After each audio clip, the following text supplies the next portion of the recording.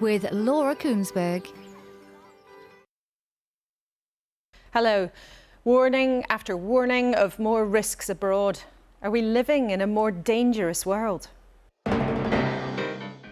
Wherever you look, tensions are rising. Strikes in Syria, the ongoing bombardment in Gaza, no stop to Houthi attacks in the Red Sea. And Israel's Prime Minister saying no thanks to the two-state solution the West sees as the eventual answer. Netanyahu's words were unacceptable. Of course the Palestinian people deserve a state. But with the UK grappling with global threats. This is a question of fairness. What a farce. Parliament still arguing over migrants that come to British shores. The Prime Minister's plan for Rwanda about to arrive in the Lords. The Conservative Party has come together. The Rwanda bill has passed. It's now time for the Lords to pass this bill too. So our big question this morning, how can we protect Britain at home and abroad? Defence Secretary Grant Shapps is with us to answer that question. How would Yvette Cooper, who wants to be Labour's Home Secretary, manage the risks at home? And in the latest of our election year interviews, the First Minister of Scotland claims he knows what's going to happen. It is undoubtedly the case that Keir Starmer doesn't need Scotland to win. He's going to be the next Prime Minister of the UK. How does he know?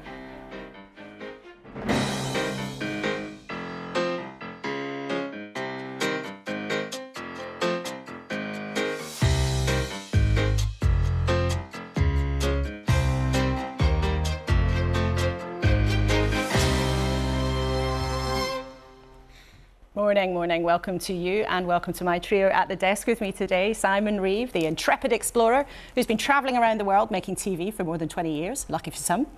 Conservative peer, Baroness Nicky Morgan, who was in the Cabinet for many years, and businessman, multi-millionaire and philanthropist Sir Tom Hunter. A very warm welcome to all three of you today. Let's start with what is making the news. The BBC website is leading on the latest utterance from the Israeli Prime Minister saying a two-state solution cannot be the answer to the conflict in the Middle East. The papers, though, are a mixed bunch today. The Sunday Mirror splashes with pictures of post office bosses partying during that scandal. The Sunday Times sticks with that story. There are the faces of some of the sub-postmasters and mistresses who lost so much but who died before their claims were resolved. But it leads with the risk to kids from measles. The Sunday Express says rather boldly that high-speed rail is back on track, reporting on planned secret talks next week. Let's see. And the Mail on Sunday has Jeremy Hunt, the Chancellor, comparing himself to Nigel Lawson, who famously, you will remember, cut taxes. Right, let's have a word with our panel before we speak to the Defence Secretary. Great to have you all with us. Nicky, first of all, you were in Cabinet for a long time. When you have a situation like this, where tensions are visibly bubbling up in such distressing ways, far from home, what does that feel like as a politician trying to grapple with it? Well, good morning. I think it sort of has a shadow over everything else, really, because, of course, every domestic issue is extremely important, and that's what those cabinet ministers with domestic portfolios are focused on. But I think it sort of almost compares, and perhaps you understand that the Prime Minister, the Foreign Secretary, the Defence Secretary, are very distracted by what's happening around the world, because, of course, when you've got that great uncertainty, actually, it sort of everything pales into insignificance, I guess. So it kind of casts a shadow. I mean, Sir Tom, you've run lots of different businesses over many years. When you have this kind of instability, what kind of effect does it have? Well, I mean, entrepreneurs, what we've got to do is just get on with it. We like to worry about the things we can control. We have absolutely no control over these things, but it seems to me the geopolitical risk in the world today is the highest it's ever been in my lifetime. Really, you feel that? I do. And when you're making decisions then about whether or not to invest, whether or not to spend money, does it cause hesitation? Or if you look at what's happened to supply chains? Well, it's something to take into consideration, but again, I say business people worry about the things we can control and get on with it. Now, Simon, you've travelled to many of the countries where we now see instability and causes for concern, but you're also one of the first people to write about Osama bin Laden. I suppose one of the problems with all of this is the roots of these dilemmas go back such a long time. such a long time, and they haven't been addressed or resolved. So yes, I think it's interesting what you're saying, Tom, about, I think you're right. I think this is a very dangerous moment. Comparable perhaps to that period before the start of the First World War even.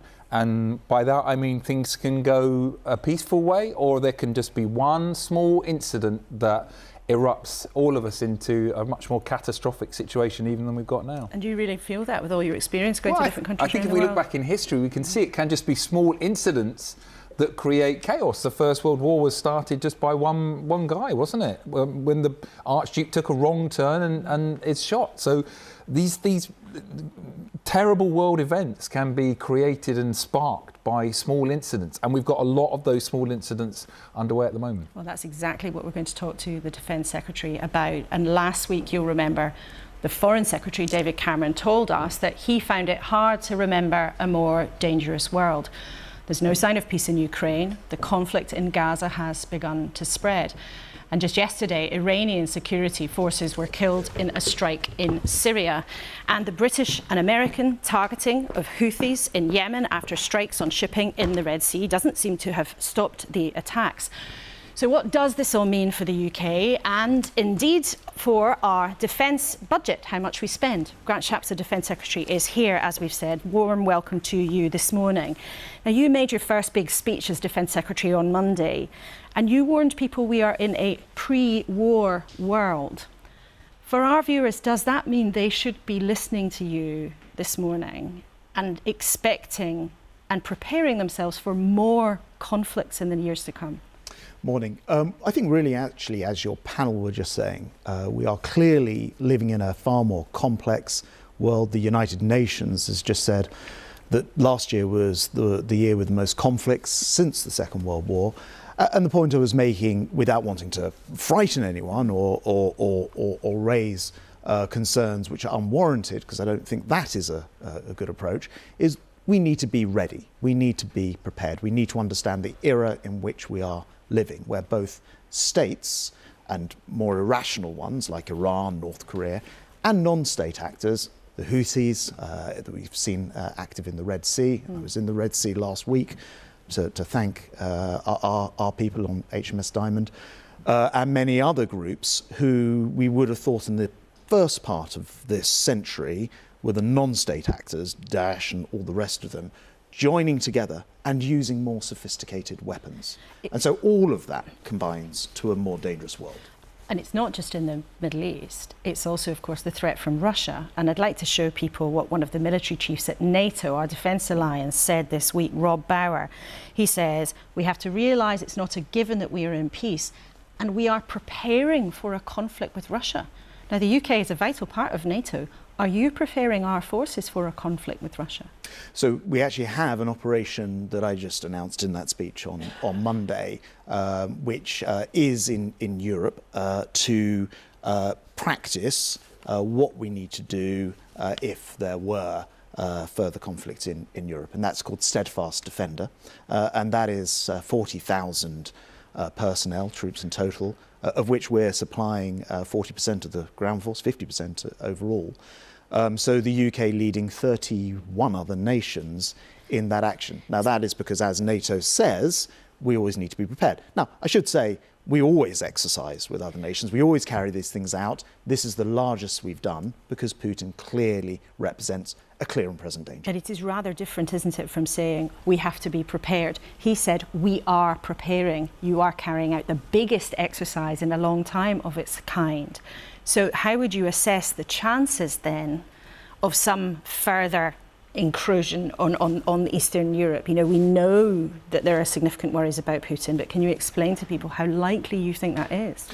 Well, look, I think first of all, this is partly still in our hands, in the West's hands. We saw Putin invade. He's been pushed back from 50% of the land that he took in Ukraine, in no small part because Britain took the leading role in providing training, anti-tank missiles, tanks, long-range weapons. We can do things about it. And just last week, a week before, the Prime Minister announced the biggest ever package to Ukraine in order to help defend it. So the answer to your question in part is it depends how we deal with the current threat. But we know also that the bigger source of funding from the US right now has been drying up, and goodness knows what will happen politically there. It could potentially disappear. And your counterpart in Germany, the German defence minister, suggested that within 5 years there might be conflict with Russia. So my counterpart in Germany echoed what I was saying in the speech, where I said in the next 5 years there are a series of concerns, including nation states, including non-state actors, which you could see potentially creating bigger problems. But this is still in our hands. Britain has, again, as with all of those other things, led the way with the £2.5 billion package and a security agreement, a cooperation agreement with President Zelensky and Ukraine. Now, and you ask about America, not just America, but Europe needs to step up and do their part to make sure that Ukraine can continue to defend herself. Let's talk then now about the money, because all of the things that you want to do to protect this country and to play Britain's part around the world are very expensive. We spend more than £50 billion a year on defence already. And the Conservatives have long made a commitment to increase that amount to 2.5% of GDP, the sum of all the things that the economy produces. When will you hit that target? Because you said many times, it's an aspiration, it's what we want to do. But if the threats are as serious as you say today, can you give people a commitment on when you will hit that target? So we've always said we'll do it when economic conditions allow, and we've seen us turn the corner thanks to some of the difficult decisions that we've been making, inflation coming down, growth in the economy, to the point where we've started to see expenditure on defence, amongst other things, rise. So we're comfortably above 2%, which was the figure that had been settled on for a long time. We're one of a minority of NATO countries who spend more than that 2%. In terms of timing, as soon as the economic conditions allow, and we look forward to making progress on that. But can you give people a date? But can you give people a date? Because you know this: to govern is to choose. It's a political choice on what you spend money on. It would be more than £10 billion to get up to that 2.5% of GDP. But if the threat is evolving and increasing as quickly and as seriously as you claim, is it credible to say that while not giving people a firm commitment on when you'll hit that target? So, I mean, the trajectory is already upwards. I've already got a lot more money to spend, £288 billion in the next decade on equipment, for example. You can only increase the budget at a certain rate because even if I had 2.5% tomorrow, you wouldn't be able to spend it tomorrow. So there is a trajectory upwards. I can't give you the exact date because we've always said it's as the economic conditions allow. But the point is we're working to a plan, and as we've commented, no one else will be able to say, Labour won't be able to say when they do this because they don't have a plan. But our viewers will hear you saying, take this really seriously, but I can't tell you when I'm actually going to get the money that you would like to have. And there is a tension there. There is also, though, a question of capability. And yesterday, many of our viewers will have seen, we saw 2 British Navy ships crash into each other in a port in Bahrain. Now, that is a pretty embarrassing thing to happen. It's a pretty embarrassing thing then for our allies to see on the world stage. It was HMS Chiddingfold and HMS Bangor. You can see the ships on a happier day on our screen now. How on earth did that happen? The answer is I don't know. Obviously, they're investigating. Accidents sometimes happen at sea as they do in the air. When there's an air aviation accident, what we do is we allow the authorities to investigate. The exact same thing is happening here. I immediately spoke to the First Sea Lord in charge of the Navy, and he's confirmed that investigation's already underway. And of course, we look forward to finding out what the causes were. But I would say I was on HMS Diamond on Thursday, thanking our brave men and women, that ship company's crew who've been defending us against, and shipping and themselves, against the Houthi missiles. The professionalism overall is an extraordinary thing to see. But there are real worries, though, significant worries, and you know this. about the capabilities of the British military, the Navy and the Army and the Air Force. Almost every day, people who used to work in the services are saying openly that they're concerned about things being stretched and stretched and stretched, partly because of the increasing activity that we are seeing. And even your colleague, Penny Mordaunt, who's a government minister, used to be Defence Secretary, she said online this morning, the Royal Navy must keep pace with growing capabilities of other nations. I mean, she's clearly concerned that not enough money's going in. I'm in a post where there are a lot of people with opinions, and a lot of people who've been in the military and armed forces will often and express shouldn't you them. listen to them? And I absolutely do. And by the way, I have a lot of these former generals who you often see. I have them all in periodically, and I chat to them because I do want to listen to them. But I would say, you know, we have, for example, the largest ships that we have ever put to sea in the aircraft carriers. I totted up, I think, 13 frigates and destroyers, which are under commission at the moment. We're modernising the Navy, going through this massive recapitalisation programme. And just this morning, for example, I put on X, or Twitter, yesterday, the results of a new weapon, which is a laser weapon called Dragonfire, capable of doing what those men and women on HMS Diamond have been doing with the Sea Viper missile system, and doing it with a laser instead to bring down the incoming. So the technology is also moving on very fast, as well as the investment. But as we've seen in Ukraine, a kind of warfare which people thought had maybe gone for good is very much back. And our forces are getting smaller. You've not been able to hit your recruitment target. The target last year for getting new people into the army was 8,000. You only recruited 5,500. Now, the company running that recruitment, Capita, have blamed your rules. They said it's partly because the rules say you can't allow anyone with tattoos into the army. Would you be open to changing the rules if it meant we get the military that we need? Yes. I mean, first of all, it's not true that people with tattoos can't go into the army, just to clear that up. And secondly, you know, I do believe in creating an army fit for the modern age, which means that some of the old taboos may not apply anymore. Absolutely. But when it comes to the Air Force, for example, and you raise that as an example, we've got not only fifth generation fighter jets, so that's the F-35, and we're committed to more of those, but a sixth generation that we're working with Italy and Japan on. And I would say, actually, the Ukraine war, as you've said, does show conventional things still matter, but also new things like drones and swarms of drones. And again, the UK has announced that a £200 million programme, which will make us the biggest drone provider and development partner for Ukraine in the world. So we intend to lead on those things too. But if the threat is going up, why is the size of our forces going down? I mean, our full-time trained army personnel is 73,000 in 2025. That's your target. It was more than 80,000 in 2021. That doesn't make sense. So ever since I've had this job, I've noticed that people often conflate our armed forces with one specific part of it. In other words, the army. And that's wrong to do, because the full armed forces are 188,000 right now, and that includes all the different services, and then of course you've got new areas like cyber and space as well.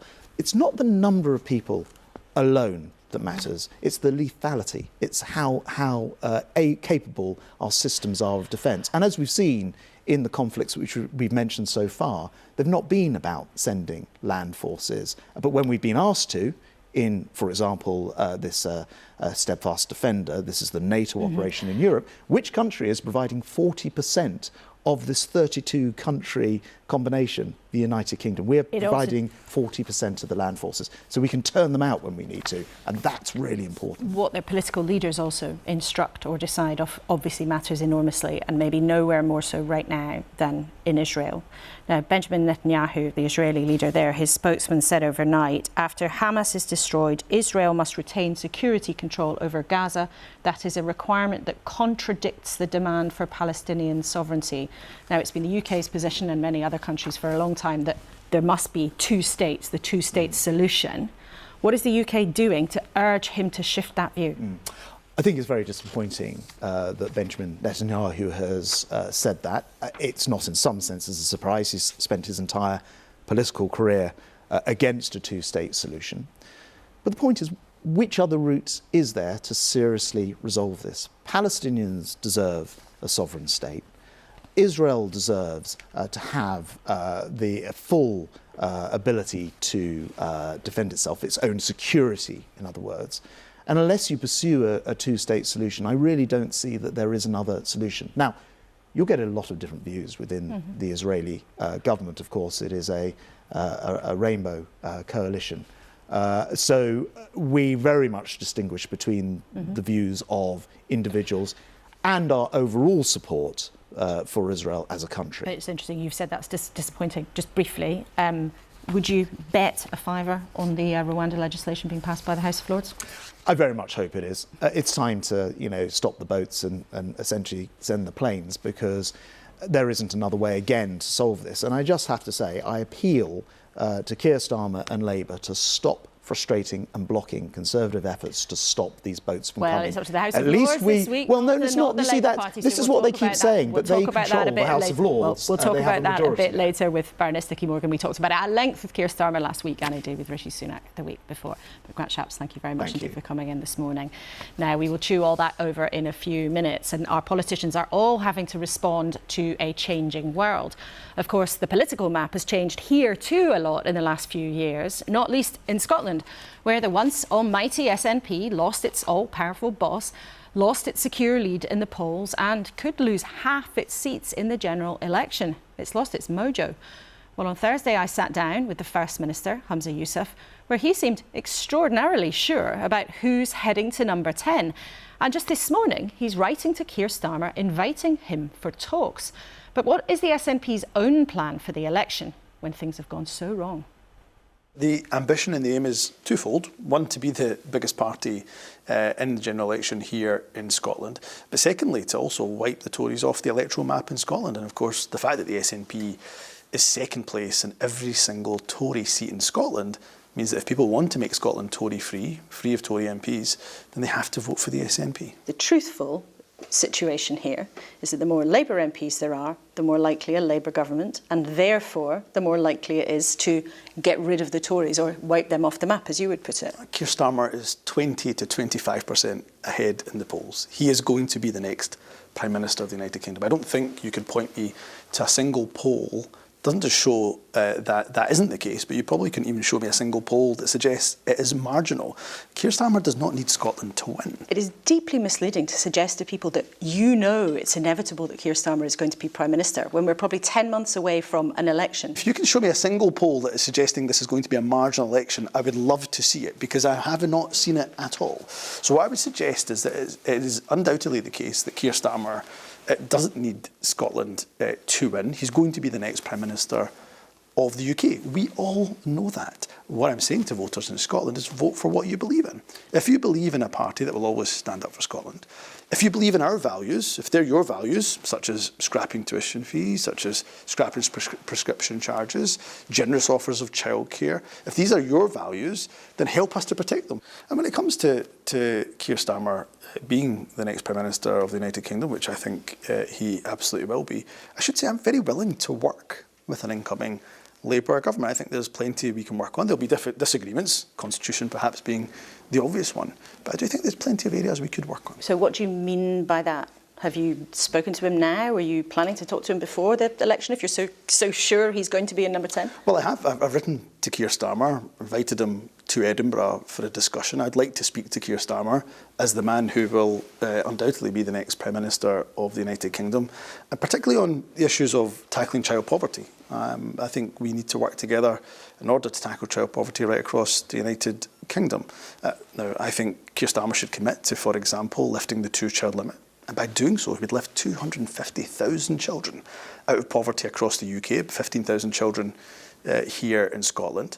Let's scrap the bedroom tax, which is keeping too many people in poverty. What are you suggesting, though, in terms of that discussion? Because when we spoke last in June, you seemed to believe a hung parliament was a likelihood, and you said that you would set out some conditions if you were ever to lend SNP MP support to Keir Starmer if he didn't have a majority of himself for his. Well, I suppose what I'm saying to Keir Starmer is SNP MPs will work with you. It's hardly going to be a surprise that when I speak to Keir Starmer, and I hope he takes me up on the invitation to meet. That would be the grown-up, I think, responsible thing for him to do. That I will advocate for a second independence referendum, because I've got all of the reasons why I think our mandate has been ignored over the years, and I hope he'll take a respectful approach to listening to Scotland's voice.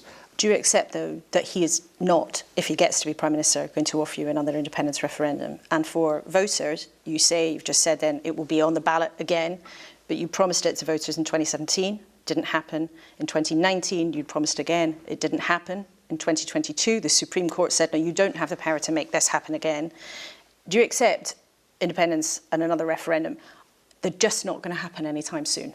I don't accept it for two reasons, and you and I spoke about this last time we had an interview, that you've got to do two things. You've got to create both the political conditions, and then you've got to create the popular support and the conditions for popular support. So the political conditions is why the SNP, I believe, have to win the general election. I want the SNP to win the general election to help to send a really strong message to Westminster that Scotland will not be ignored and will be very clear. Page 1, line 1 on the manifesto, vote for the SNP for Scotland to become. But you know your support's been sliding. You know you're on track to lose seats. Not the support for independence, of course, and that's my second point, is you have to create the conditions for a consistent majority for independence. But for that to happen, you also have to be persuading people that you're a good and effective government.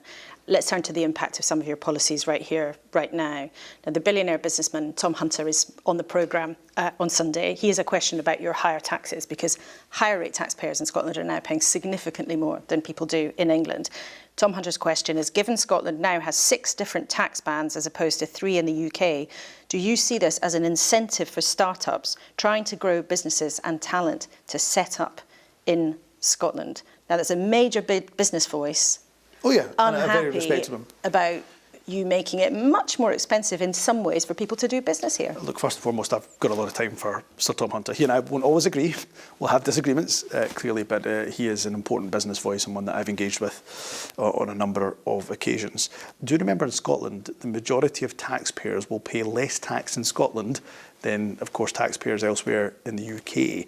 In terms of those top 5% of earners that we're asking to pay a little bit more, like First Ministers and people on MP salaries, they'll be asked to pay a little bit more so that we continue to provide policies like free tuition, free university education, like scrapping prescription charges, like childcare, a generous childcare offer. And despite those decisions that you've made, there are still significant problems in Scottish public services, real problems with waiting lists, and you've mentioned education. Well, after 13 and a half years of Tory austerity, but seeing our budget in real terms fall by £500 million, we are not just managing, I think we are doing incredibly well to make sure, for example, our A&E departments are the best performing. People should be happy about the state of the waiting list. Well, I think people will recognise that we've prioritised public services over tax cuts for the wealthy, and I think that is a political choice, undoubtedly a political choice that we take, and it's one that I stand. And they are all choices, and you've mentioned education several times. During the SNP's tenure,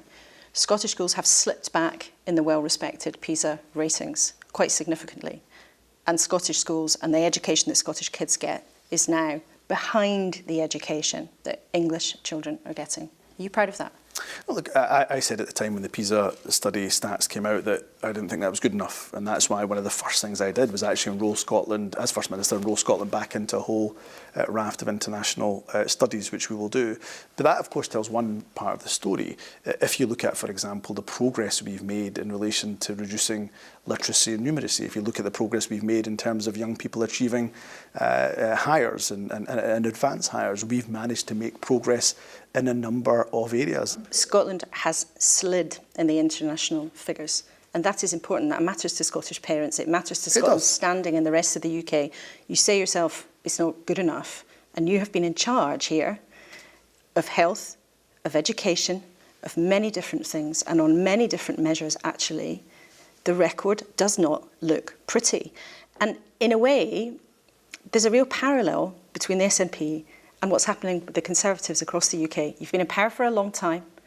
A lot of things seem to be going the wrong way. Your popularity has slid back. And there's a thing about sort of incumbency. People look and think, well, they're kind of out of ideas. Do you accept that parallel? No, I don't accept the parallel, because I can point to the fact that through our actions, when it comes to the issue that I said will be the defining mission of the government that I lead, we had in 2023 90,000 fewer children in poverty. What I've said is that also when it comes to our health service, we can demonstrate that yes, there are absolutely challenges, but we've not lost a single day of the NHS to strike action, which is very different to Wales, very different to England. When I look at our other public services, we have recorded crime at record low levels under the SNP. Just lastly, you have been one of the UK politicians who's repeatedly called for a ceasefire in Gaza. Why do you think others have hesitated before doing that? I think there's just a lack of leadership and moral courage, if I'm being frank. And this is a classic example of where I think nobody understands what Keir Starmer stands for. Why has he not shown the appropriate leadership on the issue of Gaza? And I don't know the answer to that, but I don't know how anybody can see that level, as I say, of death and destruction and not call for an immediate halt and an immediate ceasefire. Do you think sometimes people place a different value on Palestinian lives, on Muslim lives? Without a shadow of a doubt, that if you talk to anybody who's Palestinian, you speak to many people in the Muslim community, they feel that the Palestinian blood is very cheap. First Minister, thank you very much indeed for speaking to us. Thank you. Well, let's see what our trio at the desk made of those two interviews, and let's stick with the Middle East. Nikki, you heard there Humza Yousaf's very strong views that Palestinians are simply not regarded in the same way that we look at Israelis. But also Grant Shapps, the Defence Secretary, saying that Benjamin Netanyahu's position against a two-state solution is disappointing.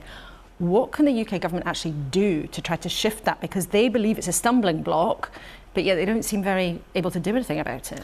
Well, I thought it was fascinating that actually Grant Shapps was quite so clear, and people watching might think disappointing is not a strong word, but actually coming from the UK Defence Secretary against a statement made by an overseas Prime Minister, I think that is pretty strong.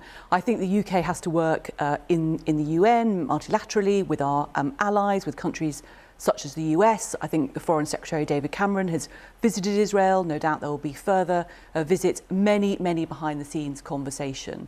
But I think probably, I'd like to think most of Westminster would be disappointed, at least by Benjamin Netanyahu's comments, because I think the two-state solution has to be the only way, or one of the only ways, out of the current difficulties seen. And as Simon was saying earlier on, you know, what we've seen happen in Israel and Gaza, the worry is, of course, it spreads to other countries unintentionally. And Simon, you spent a lot of time all over the world, but in that region too.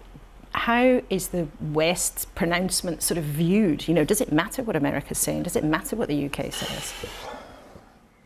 I'm not convinced it matters what the UK says. It certainly matters what America says. If anyone has any influence over the Israelis in this situation, it is the States. But of course, the President Biden thinks that his hands are somewhat tied. I think he would be more able to do more than he actually is. But that's not to say that the Americans haven't been involved for decades. They have. They've done more than anyone to try and take these two sides to the negotiating table and to some sort of agreement. It's not a good situation. It really isn't. And we can sit here and we can talk in rational terms about people discussing and coming to negotiations, etc. But there are some real extremists on both sides in this situation. I think we don't quite recognise the depths of the fury, the anger, the rage, the hatred, and the nuttery, frankly, that exists in this situation as well. I'm really worried about the chances for the two-state solution. I think it's almost been driven out of being a possibility over the last few decades by the endless settlement and settlers in the West Bank. How on earth will they create a functioning two-state solution? But I agree, what other possibility is there? What other solution is there to this? But I absolutely promise everyone that unless we resolve this, unless we absolutely take real care and concern about this, this has the ability and the potential to detonate a wider situation, not just in the Middle East, but one that will affect us all. We're going to talk about Humza Yousaf in a second, Tom, but I just wondered, were you more or less reassured having listened to Grant Shapps? Oh, goodness, reassured listening to politicians, Laura. I don't know about reassured. It's obviously not my specialist subject, but coming to it as an amateur, what other solution could there be? The right for Palestinians to have their own country, the right for Israel to have secure borders. That is common sense. This is the time for political leadership to really come to the fore And I'm worried about the quality of political leadership round the world to come up with these solutions. Well, let's then talk about your part of the world where there are worries about the quality of the political leadership. Humza Yousaf we spoke to at length this week, and I think it is fair to say, we talked to pollsters, he's not yet seen by many people as a really compelling leader. He's not sort of been able to take the situation by the scruff of the neck. Fair to say also he's inherited a very difficult situation in Scotland. But what did you think of how he positioned himself today with this claim again and again, Keir Starmer is inevitably going to be Prime Minister, so you can vote SNP? Yeah, well, goodness me, a political leader saying that an opposition party is definitely going to be Prime Minister of the UK. I don't think I've ever heard that before. But let's start with what I agree with Humza on. Don't worry, it's a short list. So we would both agree that we want our country, Scotland, to grow and flourish. But then we disagree how we're going to do it. Let's be clear, governments don't make wealth in a country. Business people, entrepreneurs, hard-working individuals who are out there striving create the wealth. Governments should create an environment in which that can happen, and then they decide to tax us and spend our money, and we have a chance every 4 or 5 years to decide if they're doing a good job or not. And this is where I believe 16 years of the same government in Scotland is far too long. That's not a political statement. And our audience should know you've never said what side you're on in the independence debate, so you're not coming from one particular side or another. I've never been a member of a political party, and I never will be. My wife wouldn't allow it. And but what we believe in is we believe in entrepreneurs and businesses being allowed to thrive, to create the jobs, and we believe in our foundation the best social policy ever written is a decent paid job. And what's happening in Scotland, as I believe, is the government believes they know best, but the facts are not with them.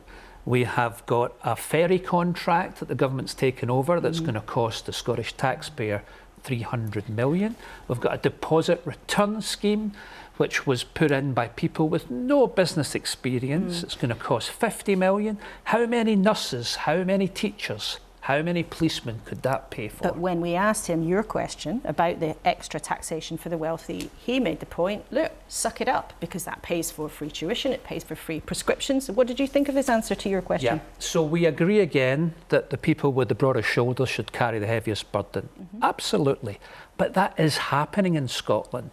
11% of the Scottish taxpayers, of which I'm one, pay 65% of the whole income tax collected in Scotland.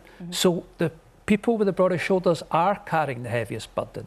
Where we absolutely disagree is that I want more wealth creators. I want more people in Scotland starting and growing their businesses. We did a investigation with Oxford Economics about the Irish. And Ireland is going to run a 60 billion surplus over the next 3 years. Scotland's going to run a 30 billion deficit. And you think Scotland could take lessons from Ireland? I think let's create more.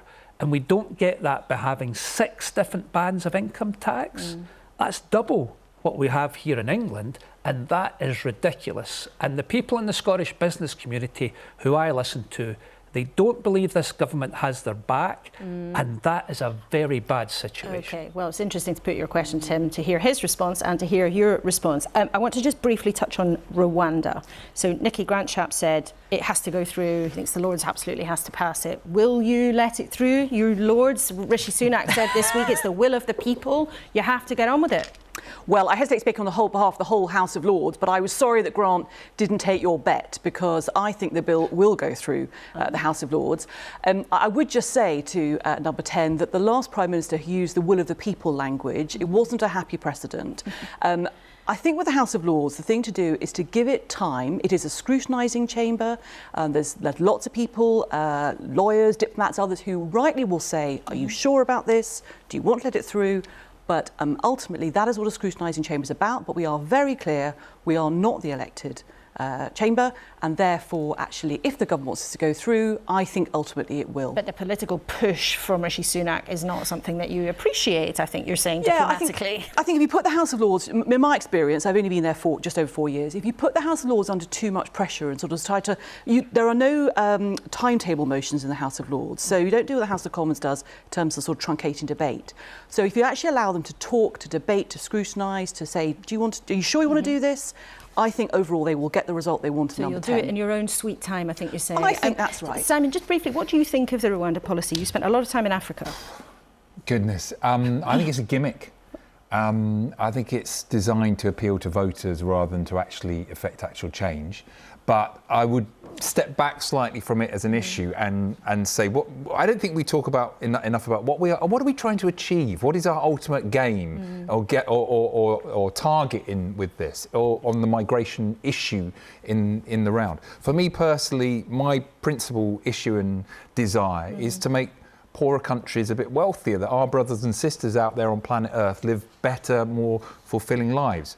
I do not think that is achieved necessarily by mass migration. I think mass migration is a bit of a racket in many ways, and I think too often people on the left don't see it for what it is, which is often, in my view, what I see is us as wealthy countries poaching, nicking and nabbing clever, bright, wonderful people from poorer countries, bringing them over to work as pizza delivery people and as courier drivers. I don't necessarily think that helps them. It certainly doesn't always help their countries. I'm in too many countries where up to 90% of the university educated professionals have left. It's an interesting aspect of the conversations, maybe not talked about that much in Westminster and in this country.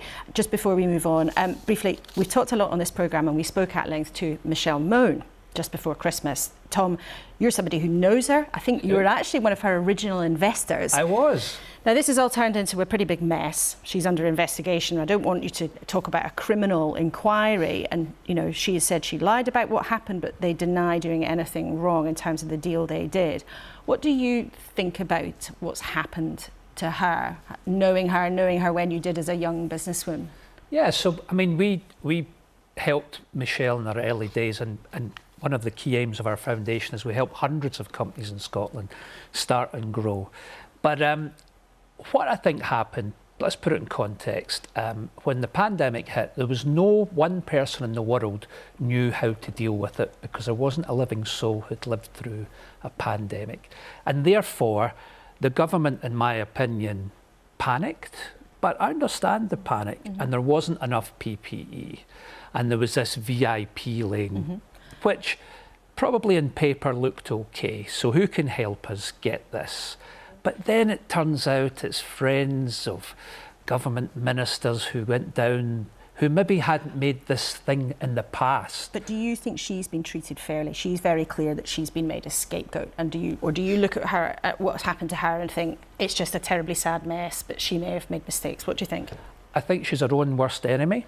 I think she has, in her interview with yourself, you know, it was a car crash interview. Why did she decide to do it? You must be very persuasive.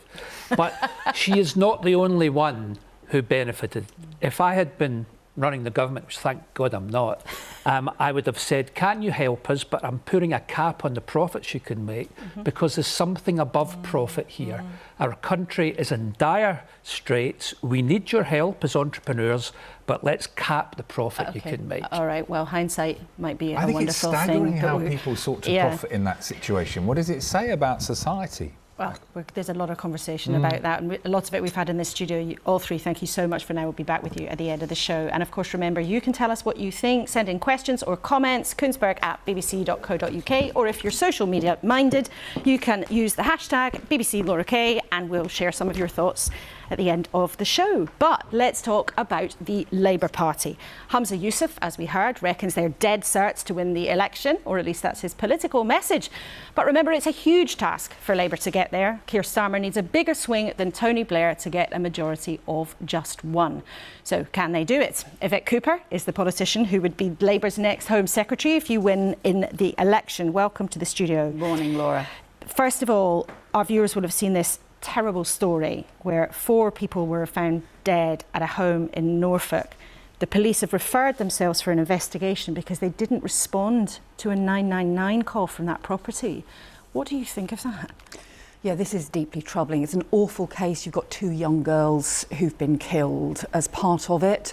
Rightly, this case has now been referred for investigation because there does appear to have been a 999 call that wasn't responded to. We obviously don't know the details on this individual case, but I do think there is a wider issue here about the 999 response to particularly domestic abuse cases. We had the awful, awful case of Ranim Uda and her mother who were killed after repeated 999 calls were not responded to. So we are saying that Labour would put domestic abuse specialists into 999 control centres so that you've got that expertise to deal with difficult cases. We don't know whether that would have made any difference or applied in this case, and there needs to be an investigation. But I do think there is a wider issue about making sure we have the proper response to these kinds of awful cases. And do you think that people watching this morning can have confidence in the 999 system? Well, that's why I think you need to have that expertise in control rooms so that the kinds of calls that come in, you've got that understanding of the nature of domestic abuse threats. Look, in the end, as we know, the police are having to pick up the pieces from all kinds of different crises, be they mental health, be they other crises and failings elsewhere in the system, and they are often overstretched, but we need to make sure that people can have the confidence that if they are in an emergency, the police will be there when they need them. And I think actually for too often people don't feel that's the case, and that is part of the damage I think that's been done to policing and the criminal justice system over many years. Let's talk about asylum then. We've talked a lot in the studio in the last few weeks about the Rwanda plan, but let's talk about asylum claims. Now, we want to speak about Labour's principles when it comes to people coming to this country to seek asylum. Last year, just under 39,000 people were granted asylum. Then there was a further 112,000 who came from Hong Kong and Ukraine. So there was a total of 150,000 people coming to this country, either as refugees or seeking asylum. Do you think that number is about right, or is it too high? I think we've had to respond to very specific situations. So, for example, Ukraine and Hong Kong have been one-off situations in that Ukraine, it was obviously important for all European countries to respond as the nearest neighbours to Ukraine. And we did so, many families across the country took in Ukrainian families. We've done so ourselves. And that, I think, has been important. And then on Hong Kong, again, the UK had some very specific obligations, but those have been both one-off schemes. So there were nearly 40,000 asylum claims accepted, and many of those people would have arrived here illegally. Do you think that number is too high? It's the highest granted since 2002. I think where the problem is the boat crossings, and we think that this is undermining our border security and also putting lives at risk. So we need action to stop the dangerous boat crossings. We have to strengthen our border security in order to do so, as well as having a functioning asylum system. And we will, but before we get into how the system actually works, nearly 40,000 people were granted as asylum here. That is, as I said, the highest number granted in a year since 2002. On a matter of principle, is that too high, or are you comfortable with that number? I don't think you can set specific numbers at a time when you have to respond to what the situation is in different parts of the world. What I do think, though, that we should be doing is working internationally to make sure that actually refugees can get support in the region. We used to do much more of that. And now a lot of the aid budget that used to be used to actually make sure that so people could get support in neighbouring countries, that they weren't exploited by people smugglers, that they didn't make these huge long journeys, instead is being used to pay bills for asylum hotels in the UK. Well, we should be ending the asylum hotel use and actually tackling some of those issues at source. That would be far more effective. But I want to press you again, though, on the principle of this number. Is 40,000 a number that you're comfortable with in the situation with so much disruption and instability in the world? Or is it something that you would like to come down? Because it is the highest number since 2002. And also the rate of asylum claims that are accepted initially has gone up significantly as well. It's now at about 75%. Before the pandemic, it was only about a third of initial claims that have been accepted. So on principle, are you comfortable with that as a number? Well, again, I think you just can't set specific numbers. You have to respond to the circumstances like we did with Ukraine and Hong Kong. But the circumstances that we're in now, is that a number that you're comfortable with? What I think we certainly should be doing is ending the boat crossings, because that means working in partnership, tackling the criminal gangs. It means strengthening our border security.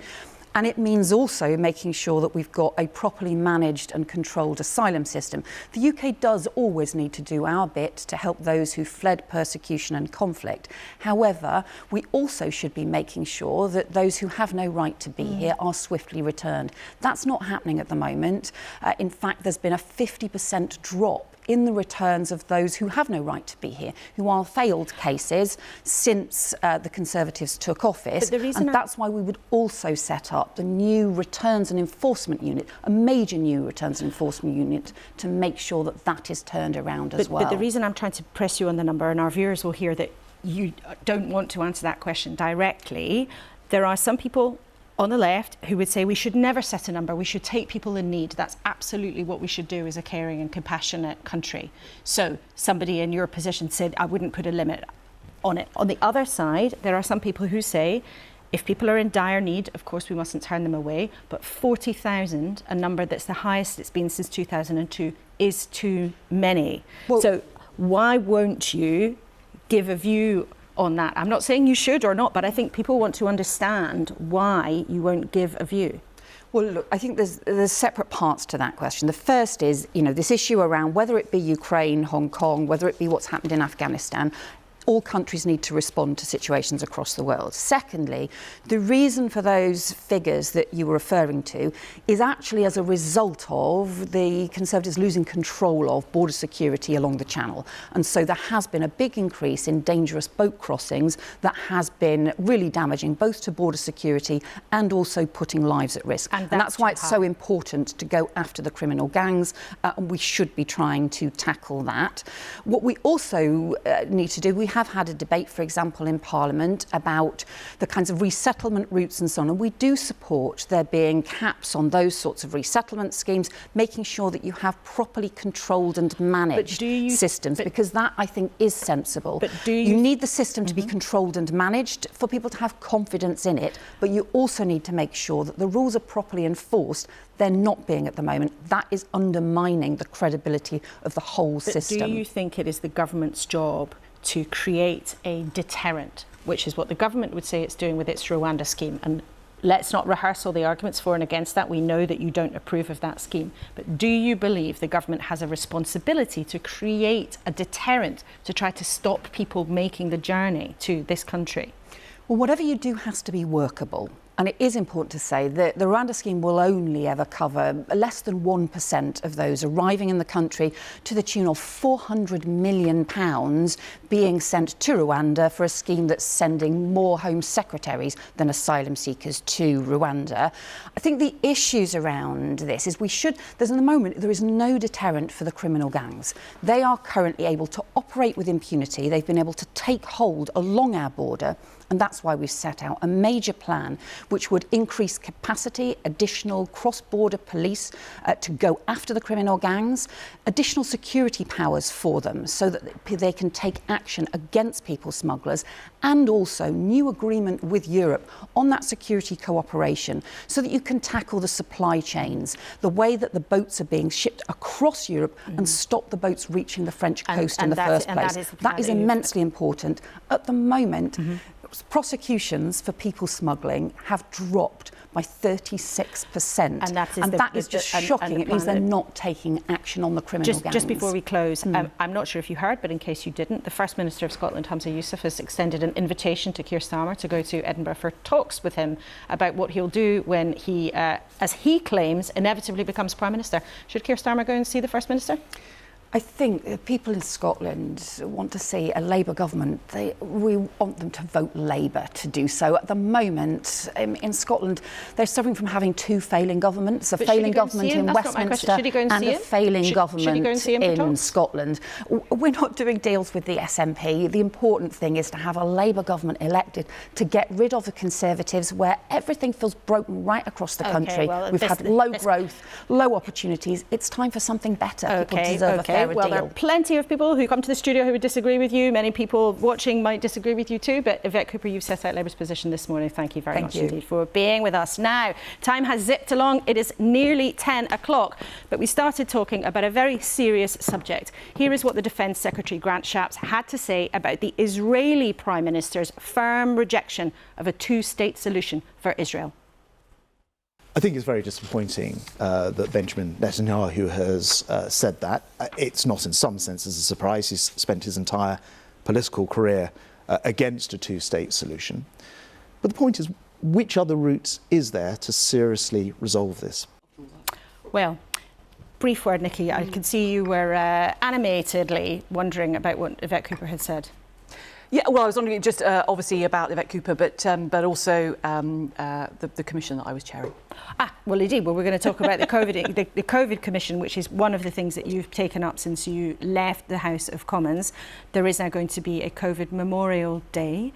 Tell us what the plan is. Yeah, look, just very briefly, I was asked to chair the UK Commission on COVID commemoration to remember lives lost, the sacrifices people made who worked through it, the contribution of UK science.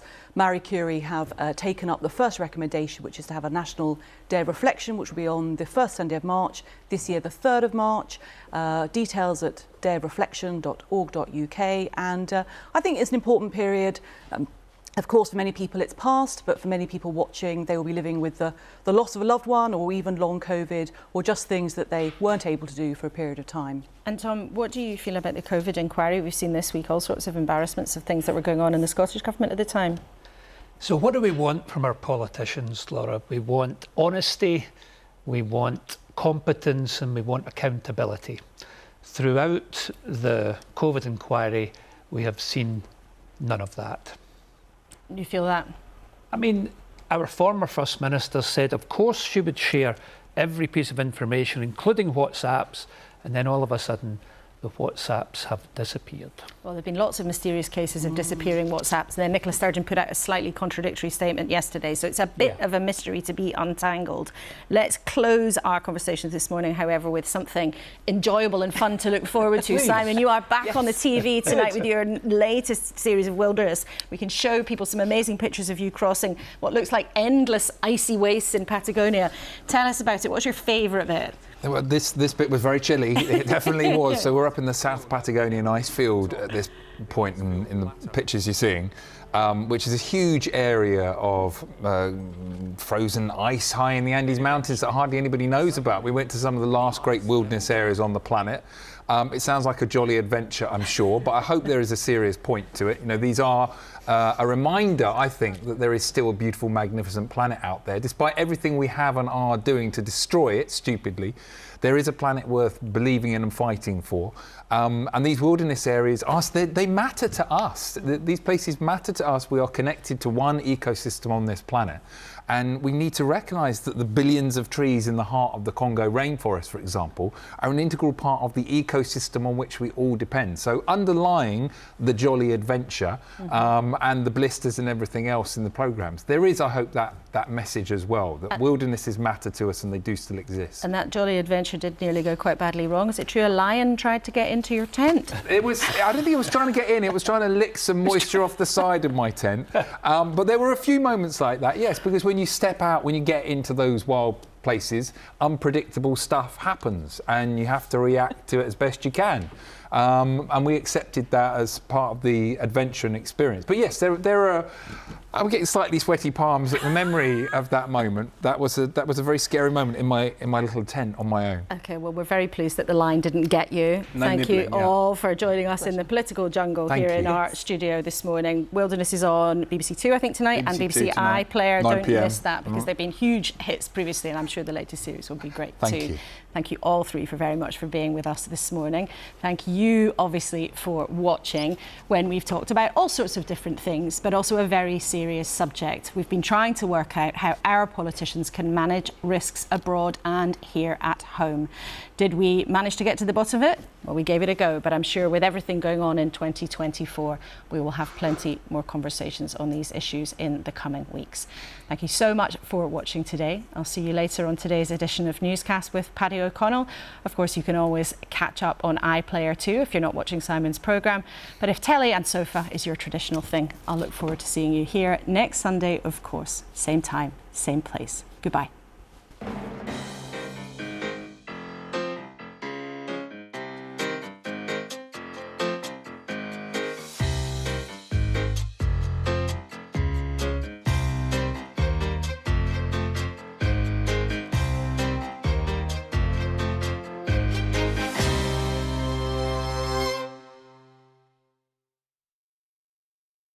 Once again, it's gladiator or contender. Who are you backing?